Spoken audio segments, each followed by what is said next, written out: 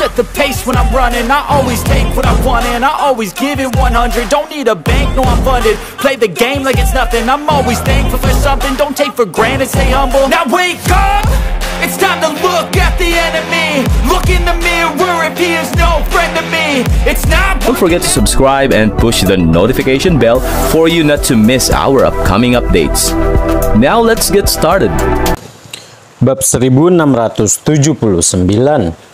Tari, kamu tidak boleh naif seperti ini. Kamu tidak mungkin terus mentoleransi perselingkuhan antara Iwan seperti ini. Panuwun sangat marah melihat betapa tolerannya Tari terhadap ketidaksetiaan Iwan. Panuwun tahu bahwa Iwan mungkin lebih mencintai Tari daripada wanita lain. Kalau tidak, mengapa Iwan terus-menerus menempatkan dirinya dalam bahaya hanya untuk membantu keluarga Salim? Oleh karena itu, Panuwun bersikeras jika Tari terus mengendalikan perilaku Iwan yang suka main perempuan.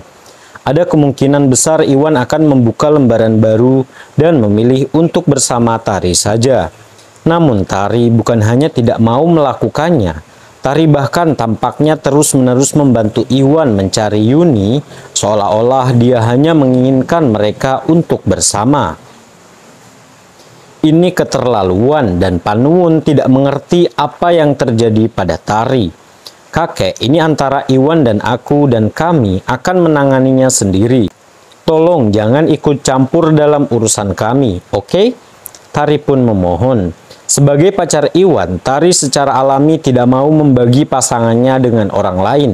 Tetapi kenangan tentang Yuni secara bertahap kehilangan dirinya ke sisi gelap karena Iwan masih segar dalam ingatannya. Tidak hanya itu, karena Tari membatalkan pertunangan mereka hanya untuk mencuri Iwan. Tari selalu merasakan rasa bersalah dan penyesalan terhadap Yuni.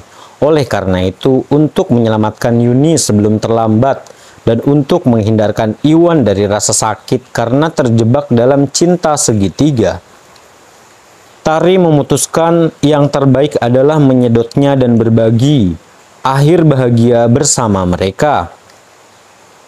Bukankah ini hasil terbaik yang bisa mereka harapkan?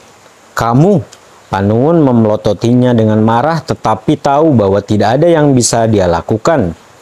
Biarkan saja ayah, Iwan telah berkorban begitu banyak untuk keluarga kita, dan kita berhutang nyawa padanya. Karena Iwan dan Tari melakukan ini atas kemauan mereka sendiri, kita tidak boleh ikut campur dalam urusan mereka. Daiman pun menyela. Ya baiklah, oke, kamu boleh melakukan apapun yang kamu suka, dan aku tidak akan berkata apa-apa lagi. Panuwun menghela nafas. Panuwun tahu Daiman benar. Iwan telah membantu mereka berkali-kali di masa lalu, dan dialah satu-satunya alasan mengapa mereka berhasil menggagalkan rencana jahat Rick dan keluar dari semua ini hidup-hidup. Bahkan sampai saat ini, Panuwun mau tak mau merasa tersentuh mengingat bagaimana Iwan memilih untuk tetap berada di sisi mereka daripada melarikan diri selagi Iwan punya kesempatan. Tidaklah berlebihan untuk mengatakan bahwa mereka berhutang nyawa pada Iwan. Jika Panuwun terus mencoba mengganggu hubungan Iwan dan Tari, ini sama saja dengan menyabotase orang yang telah berkorban begitu banyak untuk menyelamatkan mereka. Memikirkan hal ini, Panuwun akhirnya mengambil keputusan untuk memberikan restu kepada Iwan dan Tari. Apakah kamu sungguh-sungguh? Itu luar biasa. Iwan merasa sangat senang mendengarnya. Iwan bertanya-tanya bagaimana dia harus menjalani situasi mengerikan yang dia alami ini. Sekarang, melihat segalanya telah berubah menjadi lebih baik, Iwan tidak dapat menahan perasaan lega karenanya. Tari sama senangnya dengan Iwan. Panuwun adalah kakek dari pihak ibu, dan karena itu Tari selalu merindukan Panuwun menerima Iwan dengan sepenuh hati ke dalam keluarga. Fakta bahwa Panuwun akhirnya memutuskan untuk minggir dan berkompromi setelah melihat Iwan berusaha keras untuk merayunya sangat berarti baginya. Jangan terlalu berharap terlalu cepat, Iwan Gusnadi. Saya ingin memperjelas bahwa meskipun saya tidak akan campur tangan lagi dalam hubungan kamu dan Tari, kamu tidak boleh menyakiti atau mengecewakannya di masa depan. Jika kamu melakukannya, kami para keluarga Salim tidak akan pernah membiarkanmu lolos begitu saja. Panuwun memperingatkan dengan penuh tekad. Jangan khawatir kakek, aku tidak akan pernah melakukan apapun yang menyakiti Tari. Iwan berkata dengan sungguh-sungguh. Itu terdengar baik. Panuwun pun mengangguk dan ekspresinya perlahan mulai rileks. Bab 1680. Oh, ngomong-ngomong soal ini, aku perlu bicara denganmu secara pribadi, kakek. Iwan tiba-tiba teringat sesuatu. Baiklah, kamu bisa ikut aku ke ruang kerja, jawab Panuwun sambil memberi isyarat agar Daiman menjamu para tamu di ruang tamu, lalu memimpin Iwan ke ruang kerja di lantai 1. Tentang apa itu, Iwan? Panuwun pun bertanya dengan heran setelah menutup pintu di belakang mereka. Ya, aku ingin memberi kalian beberapa metode pelatihan.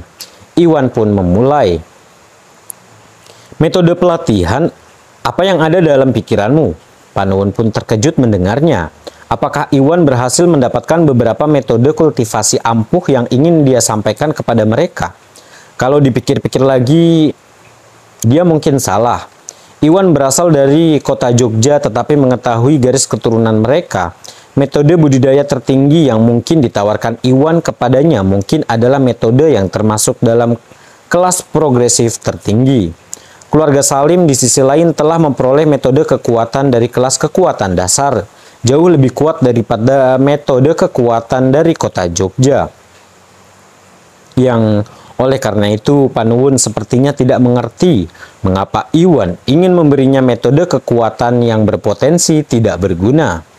Metode pelatihan yang ingin kuberikan padamu adalah metode Dispel Demon, yang termasuk dalam kelas kekuatan tingkat lanjut, kata Iwan sambil tersenyum seolah Iwan bisa memahami pikiran Panuwun. Apa? Panuwun tidak bisa berkata-kata karena hal ini. Iwan, apakah kamu benar-benar memiliki kekuatan milik kelas kekuatan tingkat lanjut yang kamu miliki? Apakah itu benar? Panuwun tidak bisa mempercayai telinganya. Tentu saja itu benar. Iwan mengangguk. Panuwun benar-benar terkesima. Dan mau tak mau dia menyadari betapa kerasnya jantungnya berdebar kencang saat ini. Meskipun Panuwun tidak tahu bagaimana Iwan berhasil mendapatkan metode kekuatan tingkat lanjut, itu tetap merupakan sesuatu yang mengagumkan. Karena metode pelatihan adalah dasar dari pelatihan setiap praktisi bela diri, setiap lompatan dalam kelas kekuatan pasti akan menghasilkan peningkatan signifikan dalam pertarungan. Keluarga seni bela diri kuno seperti keluarga Basuki mempraktikkan metode kekuatan dari kelas tahap lanjut. Itulah sebabnya mereka jauh lebih kuat daripada keluarga Salim. Inilah sebabnya mengapa keluarga Basuki hampir berhasil menggulingkan seluruh pemerintahan mereka hanya dengan mengirimkan 2 orang terbaik mereka. Kita hanya bisa membayangkan betapa besarnya lompatan antara kelas kekuatan dasar dan kekuatan lanjutan. Namun Iwan tidak hanya memiliki metode kekuatan ini, Iwan bahkan bersedia memberikannya kepada keluarga Salim secara gratis. Kita hanya bisa membayangkan kegembiraan Panuwun saat ini. Kakek, ambilkan aku pena dan aku akan menuliskan metode pelatihannya untukmu. Iwan berkata sambil tersenyum. Baiklah, tanpa ragu Panuwun berbalik dan menemukan pena dan buku catatan untuk Iwan. Kemudian, Iwan melanjutkan dengan menuliskan rumus metode pengusir setan dan metode 1000 dewa yang termasuk dalam kelas kekuatan tertinggi. Panuwun adalah keluarga Tari, bagaimanapun juga Iwan bukanlah orang luar. Iwan sudah bermaksud untuk menghadiahkan metode pengusir setan dan metode 1000 dewa kepada para keluarga Salim.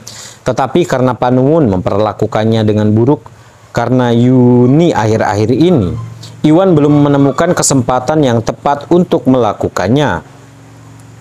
Namun sekarang Panuwun telah mencapai kompromi dan kedua belah pihak telah berdamai. Iwan ingin mengambil kesempatan untuk menghadiahkan Panuwun metode kekuatan yang berharga ini. Sedangkan untuk metode absolut, metode tersebut sangat penting dan oleh karena itu Iwan belum berniat untuk mengungkapkannya kepada publik karena takut hal itu akan membahayakan nyawanya. Bab 1681. Jantung Panuwun terasa seperti hendak melompat keluar dari dadanya saat dia melihat Iwan menuliskan rumusnya. Lagi pula, metode kekuatan yang termasuk dalam kelas kekuatan tingkat lanjut jarang didapat. Dan Panuwun tidak yakin apakah Iwan benar-benar memilikinya atau tidak. Selain itu, meskipun klaim Iwan benar, bagaimana Panuwun bisa mengharapkan Iwan memberikannya kepada mereka tanpa meminta imbalan apapun? Oleh karena itu, dapat dimengerti jika Panuwun merasa skeptis dan cemas akan hal ini. Karena Panuwun khawatir Iwan akan berubah pikiran di saat-saat terakhir. Baiklah, sudah selesai, lihatlah kakek metode pengusir setan, seru Iwan sambil menyerahkan kertas itu pada Panuwun. Bagus sekali, saya akan mulai berlatih ini sekarang juga, Panuwun menyatakan. Panuwun tidak sabar untuk memulai pelatihan dan menyaksikan sendiri kekuatan metode pengusir setan. Jangan terlalu terburu-buru kakek, saya sudah menyiapkan metode pengusir setan ini untuk keturunan Agunan. Itu sebenarnya tidak dimaksudkan untuk Anda, Iwan dengan cepat menyela. Mengapa tidak? Panuwun tertegun mendengarnya dan menoleh ke arah Iwan tidak percaya, mencoba mencari tahu apa yang sedang dilakukan Iwan. Mungkinkah metode kekuatan ini sama sekali bukan metode pengusir setan seperti yang diklaim Iwan dan malah metode lain? Ya, aku punya metode pelatihan lain yang lebih kuat, yang termasuk dalam kelas kekuatan tertinggi. Itu disebut metode 1000 dewa. Saya menyiapkan metode pelatihan ini hanya untuk keturunan langsung dari keluarga Salim. Jadi, Anda dan Paman Daiman harus berlatih ini daripada metode pengusir setan. Iwan menjelaskan sambil nyengir, sambil menyerahkan buku catatan itu kepada Panuwun. Apa, kamu memiliki metode pelatihan milik kelas kekuatan tertinggi? Bagaimana ini mungkin? Panuwun sangat terkejut mendengarnya. Panuwun menoleh ke arah Iwan, tidak bisa mempercayai apa yang dikatakannya. Kelas kekuatan tertinggi adalah peringkat tertinggi di antara metode pelatihan yang terlihat tidak hanya di wilayah selatan, tetapi seluruh Yanbei. Hanya keluarga seni bela diri kuno seperti keluarga Gumelar dan keluarga Broto yang memiliki kekuatan sebesar itu. Jadi Panuwun tidak pernah bermimpi bahwa anak yatim piatu tanpa nama yang berasal dari kota Jogja seperti Iwan tidak hanya memiliki metode kelas kekuatan tingkat lanjut, apalagi kelas ultimate dan kekuatan kelas tinggi. Ini luar biasa. Orang hanya bisa membayangkan betapa terkejutnya Panuwun akan hal itu. Saya mengatakan yang sebenarnya kakek, jika kamu tidak percaya padaku, kamu selalu bisa mencoba mempraktikannya sendiri, jawab Iwan. Baiklah kalau begitu saya akan mencobanya sendiri. Panuwun tersadar dari pingsannya dan mengambil buku catatan itu dari Iwan dengan tangan gemetar. Panuwun mulai bertanya-tanya apakah Iwan terlalu membual. Oleh karena itu, untuk memverifikasi validitasnya, Panuwun duduk di tanah dengan menyilangkan kaki dan mulai berlatih. Akhirnya, setelah melatih seharian penuh, Panuwun segera merasakan bahwa metode 1000 dewa tidak hanya meningkatkan kecepatan latihannya secara signifikan, namun bahkan tampaknya memurnikan energi sejati dalam dirinya. Tidak hanya itu, Panuwun pelan-pelan mulai meningkatkan pelatihannya, meskipun Panuwun telah terjebak di dataran tinggi selama bertahun-tahun sekarang. Meskipun enggan mengakuinya, Panuwun menyadari bahwa metode 1000 dewa memang sekuat yang diklaim Iwan.